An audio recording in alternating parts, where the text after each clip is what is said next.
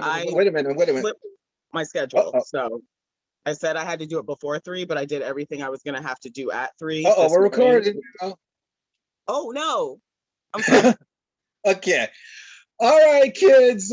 We have a special announcement before we really start kicking off with this. I, Zachary Shiloh, finally have my book or co-authored book called They Are Magic out on Amazon. I just found this out roughly about an hour or two ago. I'm losing my junk before we even start really talking about my beautiful, wonderful guest, who's legendary in different ways, kids, because I'm going to start listing off some stuff about her shortly. But, anyways, this book is very important to me. It's been practically 2 years in the making for me. For those of you that are not aware, I was a type 2 diabetic who was depressed and overweight. My doctors told me I had to lose weight. So I lost the weight. Eventually, people wanted to know my story. And I put this story that would eventually become Black Lions Roar off for months on end. I tried to write it. I tried to do the best I could. And for some odd reason, it just. Now, let's fast forward to the present. It is published. It is at the ready. And I could not be more happier to announce it. Now, this 2 weeks hopes Congratulations. that the physical version is out. And to help me celebrate this big occasion and what you're listening to called Black Lions Roar, not Roar, Domain, Universal Grounding, as it's now known as, we have a proud member of the African American community. We have somebody that is unbeknownst to me. And Graham, if you are listening, sir, you're going to possibly go crazy about this too. She is the fifth LBGTQ member that has ever graced my show. I'm losing my junk even more after finding that out because, kids, this is a big deal. I did not know anything about that, but I know the following after that. She is a pro wrestler and a plus size model. And Graham, I know you know that Zachary Shiloh probably is losing his junk right now because he's got a plus size model talking to him. And you might be losing your mind because you may be familiar with our guest more ways than one. Wink, wink. But we shall divulge on that when we hit the pro wrestling line. So, welcome to Universal Grounding in Black Lions Domain, Roni Nicole or Big Bang Nicole from Japan. How are you, my dear? I am wonderful. Thank you so much for having me. All right. So, my history with you goes back several years. I've been a fan of yours, I gotta believe, since 2013. And I was very familiar with you because I was a regular on your Facebook page. I believe I commented whatever you posted and whatever's, like your modeling or your pro wrestling.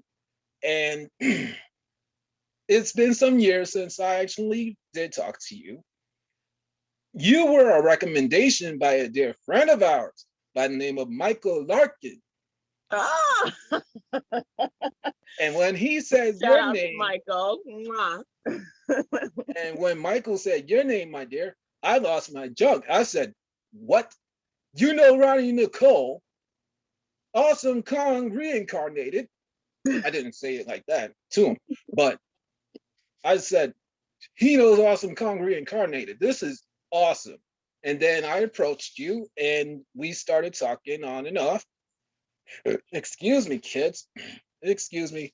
Anybody that's followed my show knows that Zachary Shiloh sometimes burps on air. And that's not on purpose. That's just human nature. But anyways, I have progressed. So Michael and I, we've been friends for X amount of years. he recommended you as us, and I lost my junk. We've been talking, you and I. And it's fortunate for me that you came on, especially at a great time, because it's not only the road to WrestleMania from the Empire. And kids out there, you know what Zachary Shiloh is talking about when I say the words the Empire. And Graham, you are definitely knowing what I'm talking about right now. So I don't even have to explain myself to you. All right, but for anybody out there that is foreign to Zachary Shiloh in Black Lions airspace overall, the Empire, as I call it, is WWE, World Wrestling Entertainment. So they're on the road to their biggest show of the year called WrestleMania. This month is Black History Month. And who better to have if not a childhood friend than somebody as this? I could not ask for anything better. So let me say these words right now. Thank you, Michael Larkin, for your great recommendation. I appreciate it, pal. And I really hope that you'll return at some point at season 2 of this universal grounding. And we'll make it happen, Captain, somewhere down the line.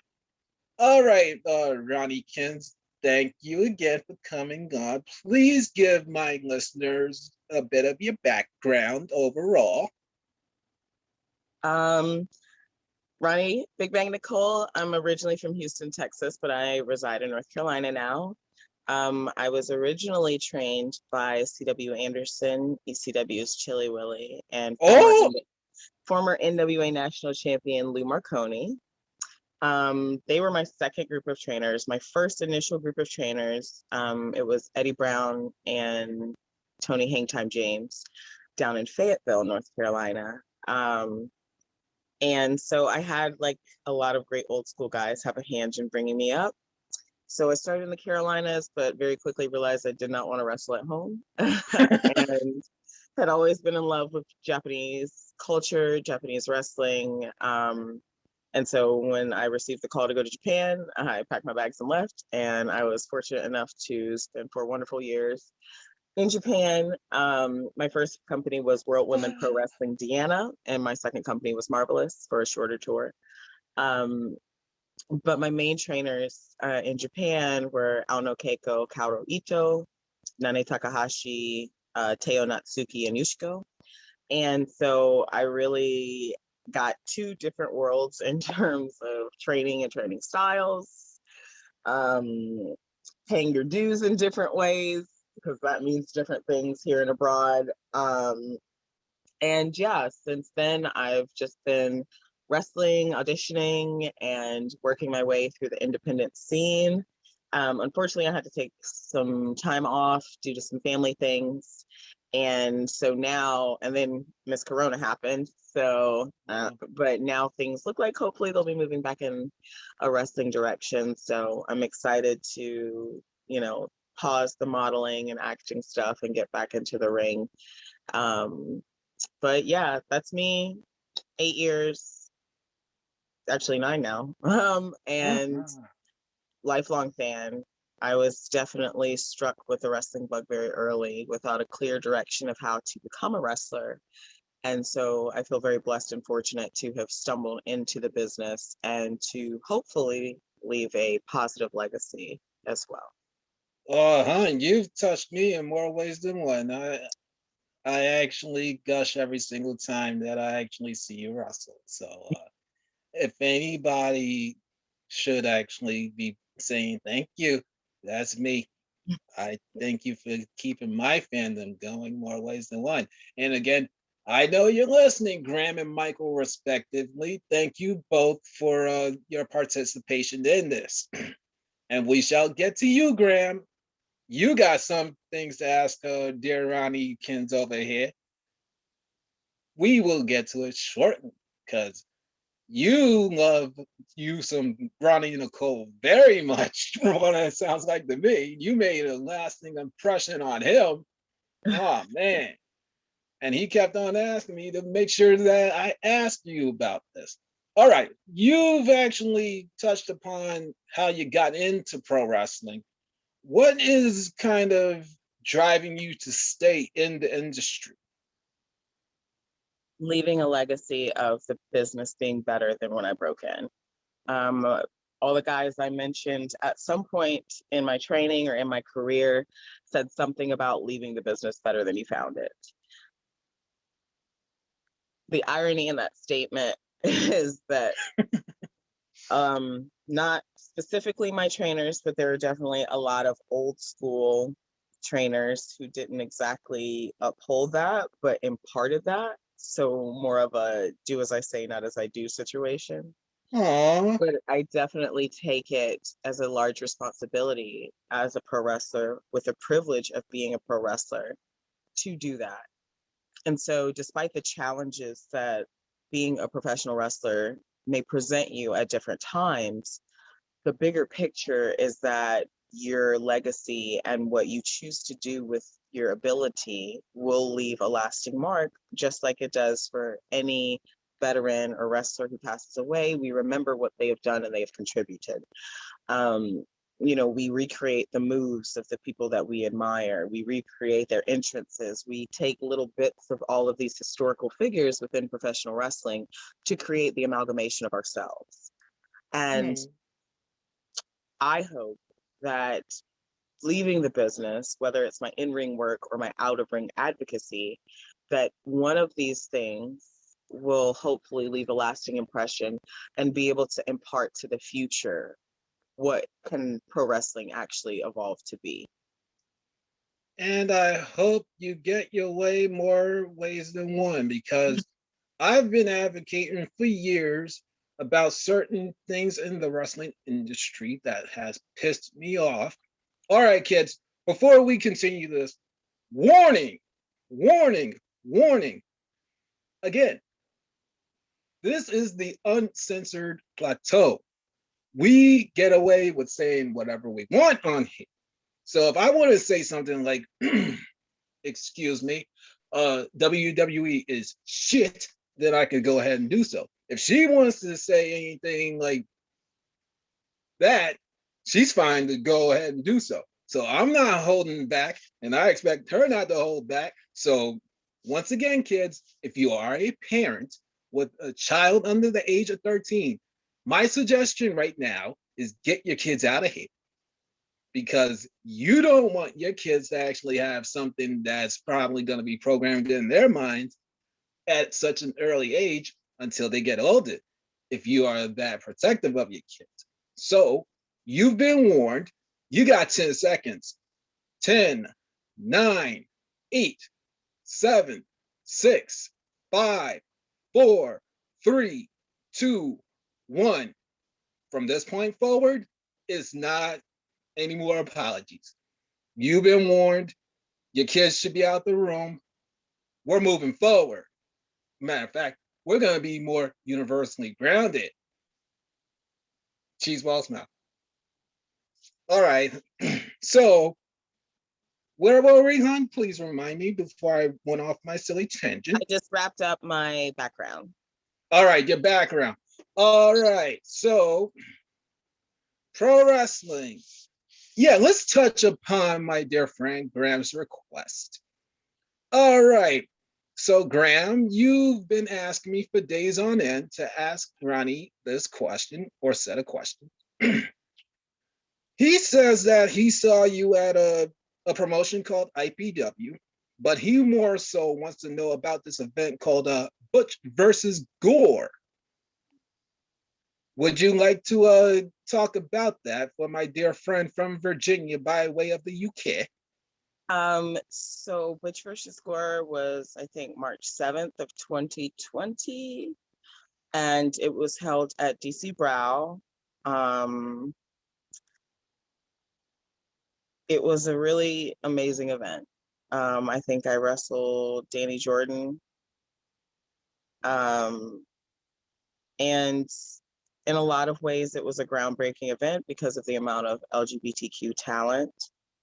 Um, and yeah, it was just a really fun, innovative event. stacked card, amazing talent. Everybody behind the scenes did a tremendous job putting the event together, and it was, a really cool experience to see how the next generation of wrestlers is moving forward with their particular iteration of the business. So, Aw, I love when I hear about LBGTQ moments.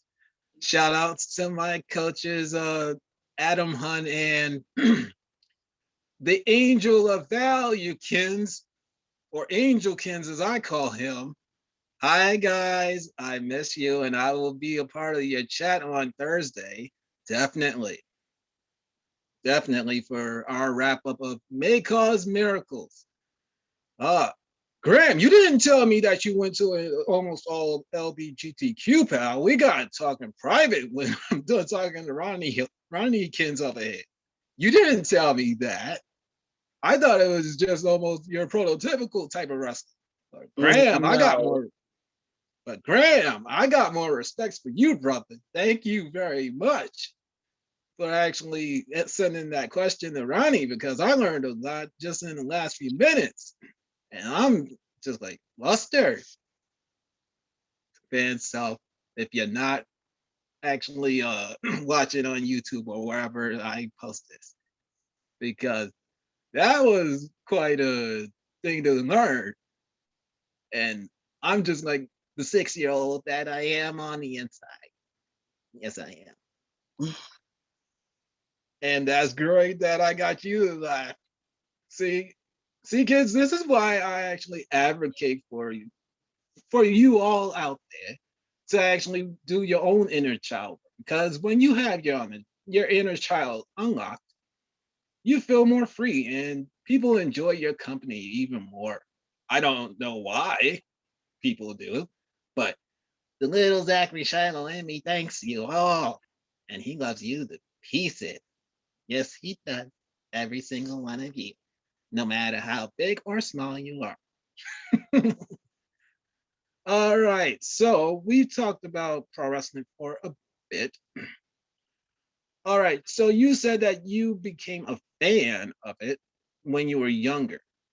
So what about it really made you say, okay, I gotta have a career in it? Well, at the time, I think the lack of representation, even though, I saw wrestlers of color, I didn't see as many wrestlers of color as I saw people in my everyday life. And so I felt like wrestling definitely was something that was mimicking what was happening in our everyday life. Mhm. One of those situations where art should imitate life. And I saw all these amazing, wonderfully talented Black women, but I didn't see Afro-Latinas, and I didn't see queer talent, and I didn't see me. And so being of Sagittarius nature, I decided that was it. Like, I'm going to be what I didn't see. And that has been my mission within wrestling, is to represent for people and for groups that aren't always represented, and that aren't always represented in the typical ways that people would think they should be depicted. Um, I definitely come from a different generation where I don't broadcast my entire life. But at the same time, it's definitely important for people to understand and to be able to connect with others who did have similar experiences and who understand the challenges of being, niche or ticking a few boxes that may not be mainstream, so to speak. So I am fortunate enough to continue this journey, and I hope that as it progresses and as wrestling continues to evolve, that people will understand and will be able to all be woven into the tapestry of the history of it. I did not know that you were Afro-Latina. I always thought you were all African American, but No. I love learning about my guests on air. This is absolutely great stuff. You never been the type of person to really like share your stuff on social media. So this is very cool and exclusive almost feeling for me. It's almost like last year when my friend Conrad Cushman of Everything Pro Wrestling Hello, Conrad, if you're listening, pal. He actually gave me a little bit of an exclusive tip that, unbeknownst to the world, some of his former teammates at the Brainbuster Radio Network were joining in for WrestleMania predictions. I had no clue who was going to be on with him. He just said, "Oh, sir, there's certain people that are going to be coming on." And then when I saw it, I said, "Conrad, you kept a great secret from me, pal. That is great. You reunited with Mags. Who else? Foul Original, and so many of these other brainbuster heads." I just clapped my hands and all. I said, Great stuff, pal. Great stuff." And I love moments like this, and I will keep repeating myself forever. But, so let me take off my hat.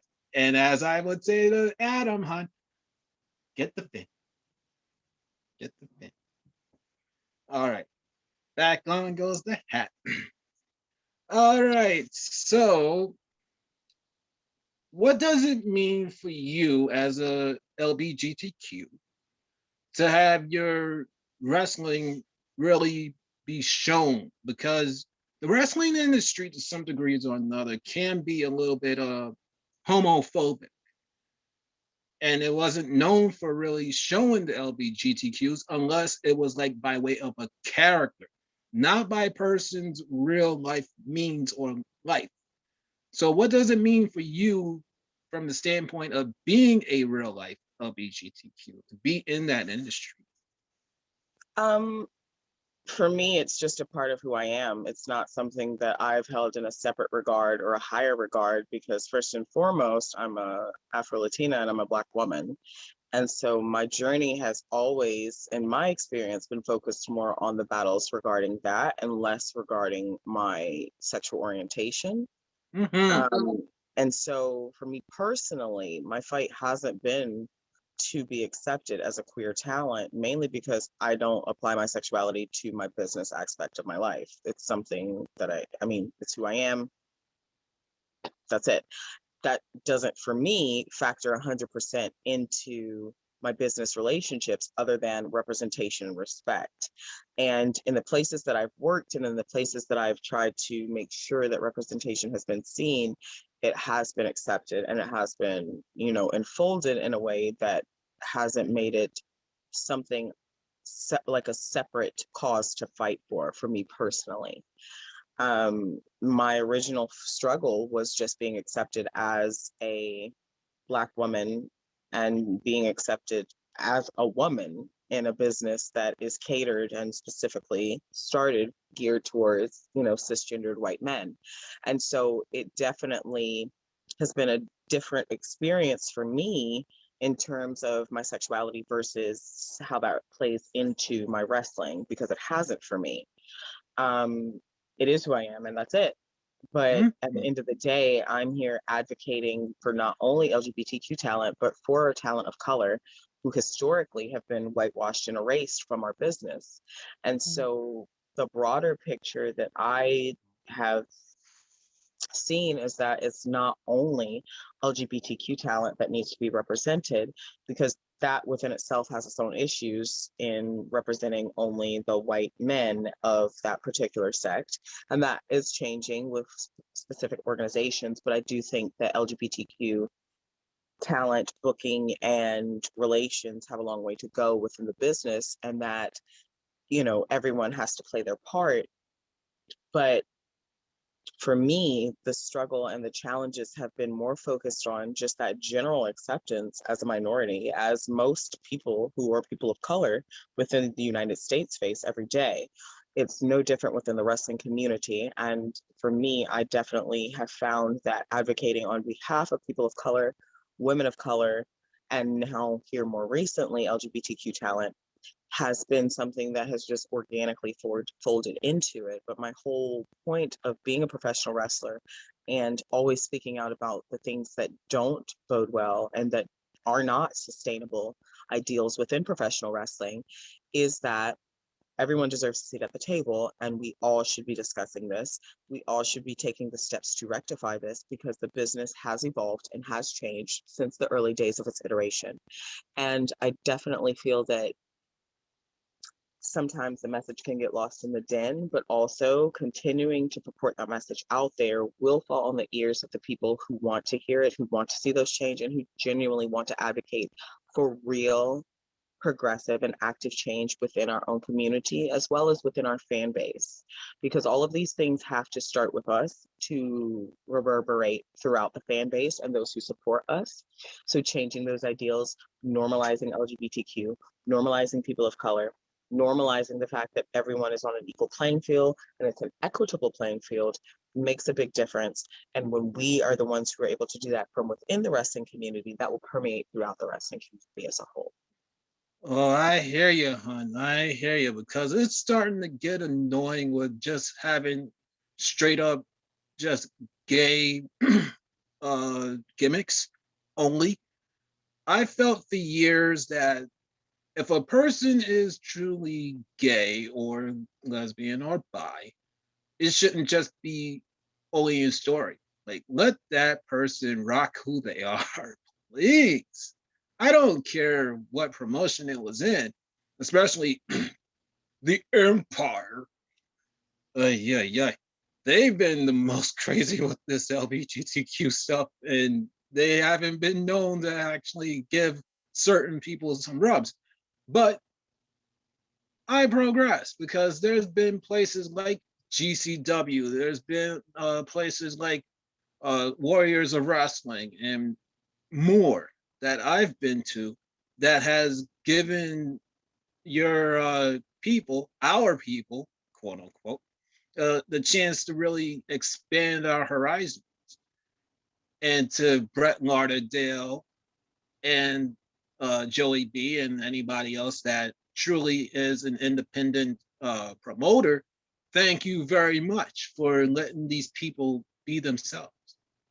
Because this is quite a crazy business to be in. And I've always respected it, but I feel as a non-Caucasian and somebody that's been a LBGTQ member in a different life.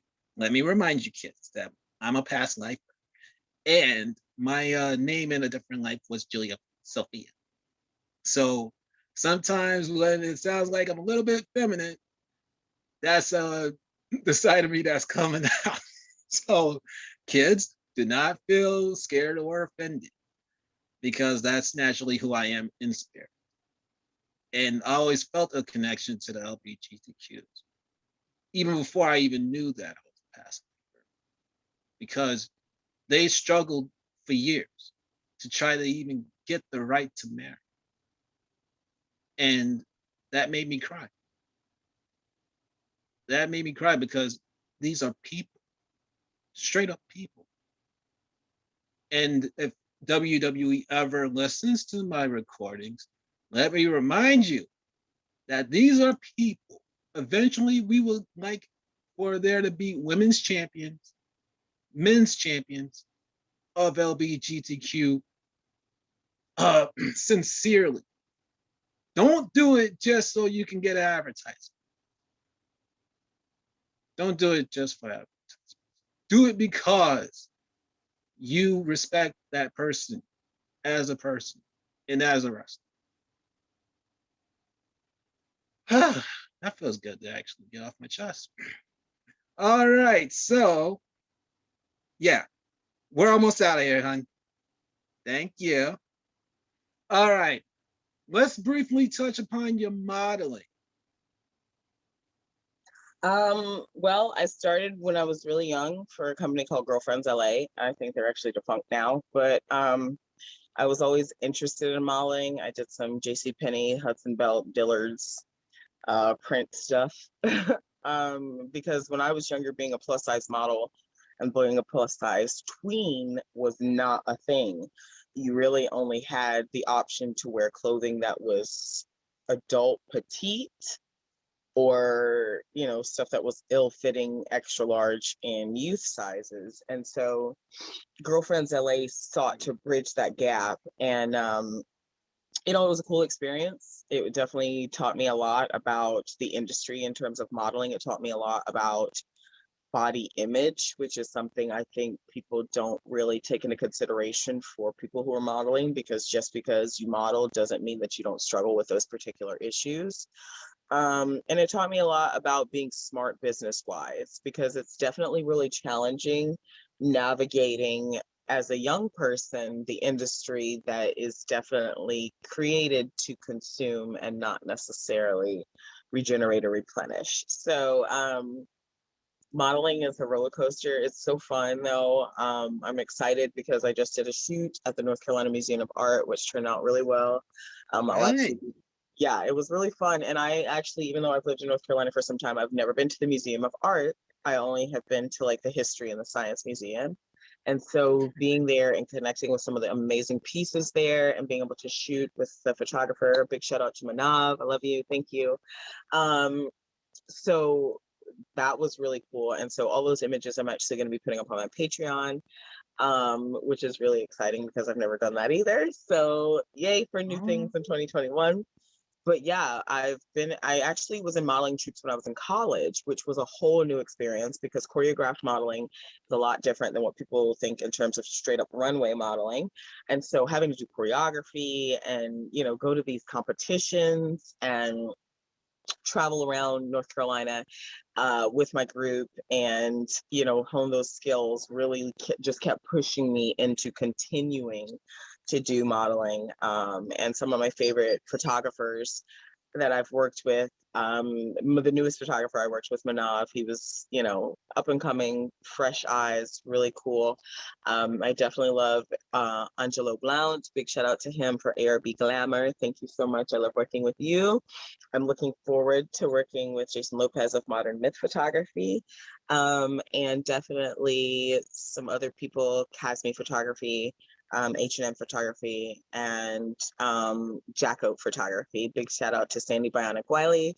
It's been some time, but you always create magic with me. So it's definitely oh. fun, you know, to get back into it. I haven't got back into runway, but I'm definitely enjoying being in print again. I'm definitely enjoying the experience of modeling again, but it's so vastly different from wrestling. And it's such a, you know, crazy time in the world that I'm excited to get back into the ring because that's where my heart is always going to lie. So, I hear you. And I've been a fan of your modeling for years.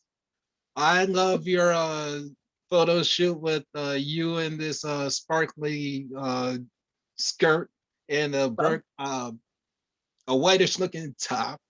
I said, she knows how to really work the runway. And the one that caught me the most was you in this light blue ballerina looking getup. yeah, I said, yeah.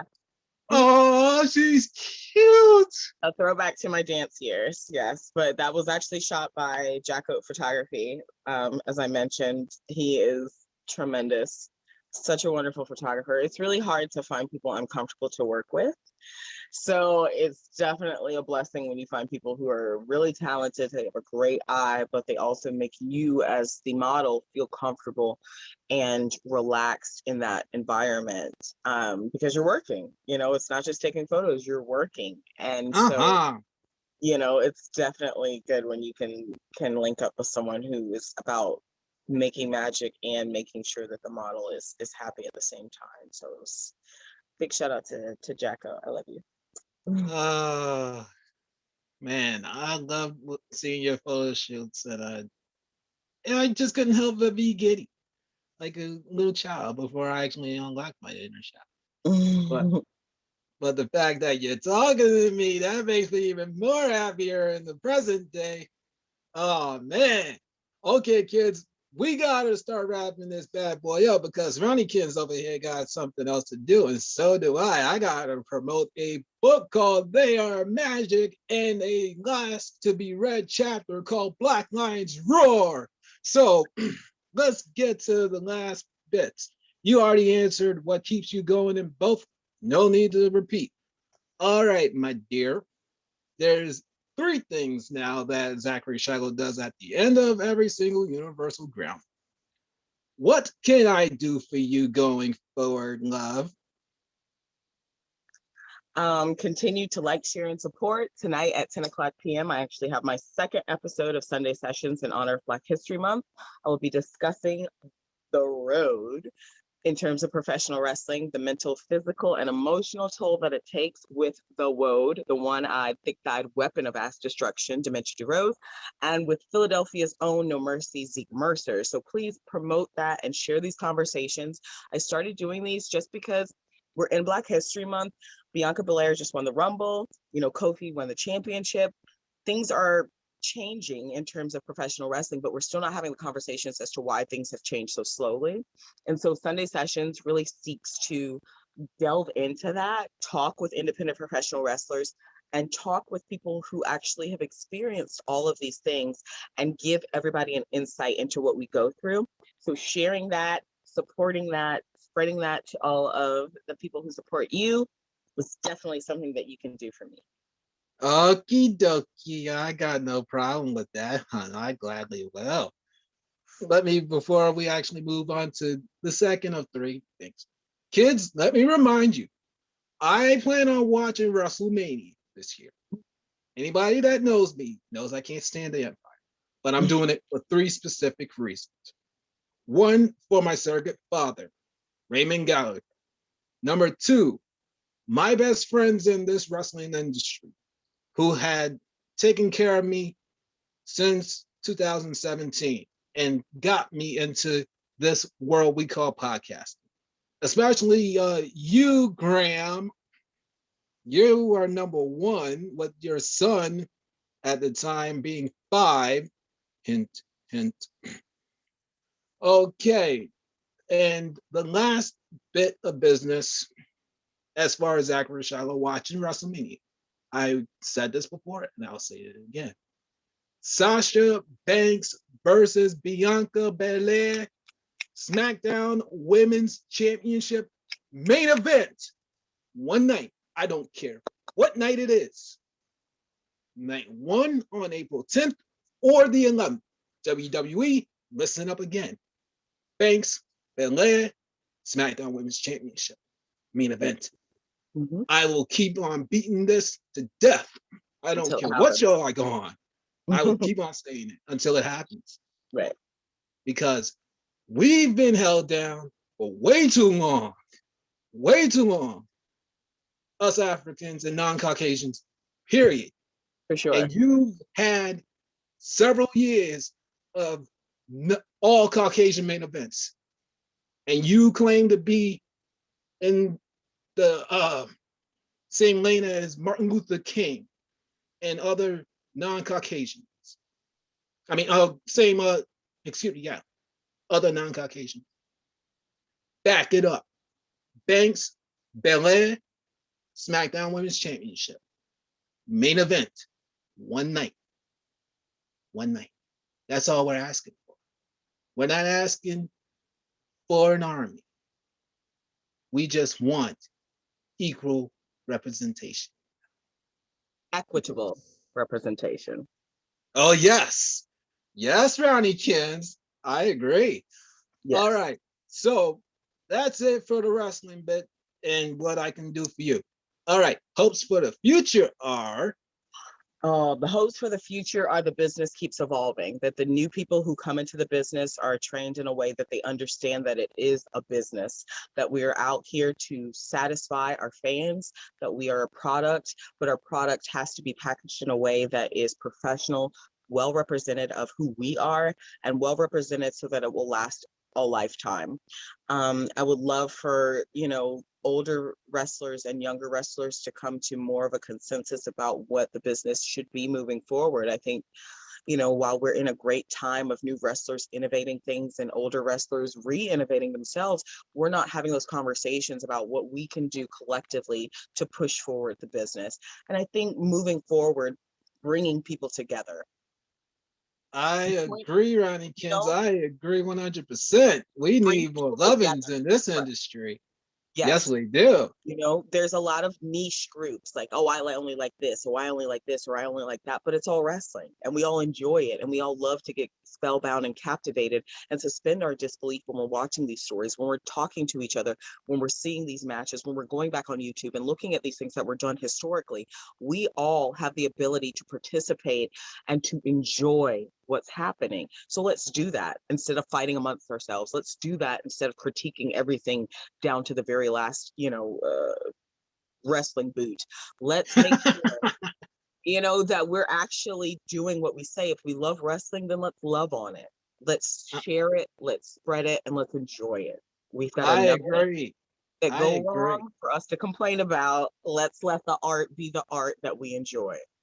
Oh, Ronnie kids, I love your advocacy. That's your best points. Oh man. So again, thank you, Michael Larkin, for this great Yeah. recommendation. I've been having so much fun. Fun, fun, fun. All right, hon. There's only one thing left to do before we get on out of here. Okay. I have started asking people for recommendations or guests to join me. If you don't have 3 right now, within the next week or two, can I bother you for some? I have 3 right now. Like I mentioned, Ah! one of my All guests right, already. hon. I'm Yeah. all Yeah. ears. Oh no, come on, boy. I stay ready so I don't have to get ready. Okay. One Okay, of all my righty, hon. Hit me. Who you recommendations got? is definitely going to be the Woad, Okay. formerly known as Dementia D Rose. Ah! She's my vet. She has trailblazed professional wrestling long before me, and she has faced adversity because she's literally the only one-eyed professional wrestler in existence, and she's a Black woman. So definitely, you need to speak with her and get her perspective because you never know. My big brother, currently about to have a match for the Ring of Honor Heavyweight Championship, if I'm not mistaken, Shane Shane Taylor? Taylor. Yeah, Yes! yeah, Yes, Ronnie kids. yes. My big brother who calls me on my bullshit and won't let me get away with shit. Um, definitely someone you need to talk to. And I'm not sure if you're familiar, but he is a Jersey, PA mainstay, Rob Prefontaine.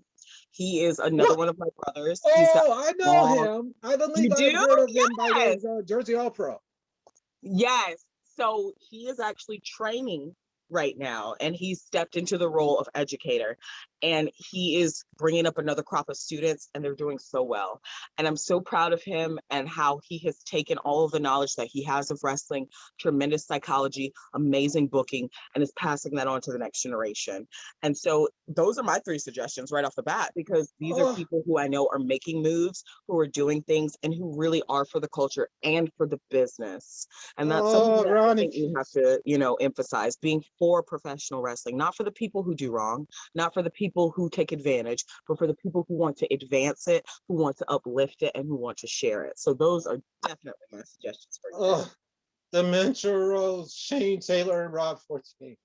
Yeah. Hun, when we talk in private, you're gonna send me the link so I could go talk to him right away. Oh, absolutely. Got you. Oh my God. Oh, that's great choices, especially Oh, Shane, because oh I yeah. heard about him. I heard about his shot at Roosh coming up Yeah. soon. Yeah. And it was Oh, not a shot. He's Ring done. of Honor. If you are listening to Shane's gonna this, take that, and Shane Taylor Promotions, which is already worldwide, is gonna go even bigger. Like it's this has all been in the making, dude, because every person I just mentioned has had to go up the ladder, has had to deal with struggles, had adversity after adversity after adversity, and they still came out on the other side, and they still faced it down and have success in their own way. And that is something that is so important and so vital, I think, for people of color to see. It doesn't have to be one way. You don't have to submit to the empire.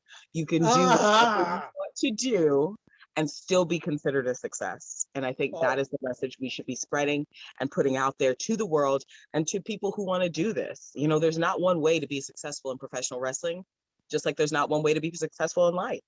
aha. And before we truly hit the end, kids, I love doing what I do even more now. Oh my God. And funny that I stopped watching Ring of Honor, and then the things that I wanted the most started coming. Starting Jay to happen, Lethal, right? after years of me getting on Ring of Honor's case, saying, make him a Grand Slam champion. Make him a Grand Slam champion. Give him the tag team championship now. Ring of Honor gave Jay Lethal a tag team title. And they've stepped it up, and they've elevated the appropriate talent. And I'm really glad to see the direction that they're moving. And I know this match that Shane's going to have is going to be ridiculous and so worth watching, and so instrumental in showing how people of color, because Rush is a person of color as well, can still Yes. main event and elevate our business. And that is what it's about to me. Oh, Ronnie Kins, you gave me some home hitters, especially Shane. I've been a fan of him for years. I've been advocating before he was even a TV champion.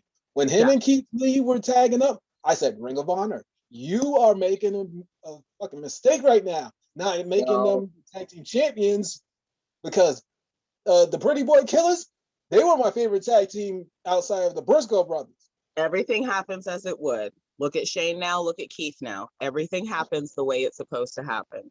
Yep. No adversity will stop talent and hard work, period. Word. All right, Ronnie Kids, plug away your stuff and let's get on out of here so I can go do some work. Thank you so much for having me. I'm so glad to be a part.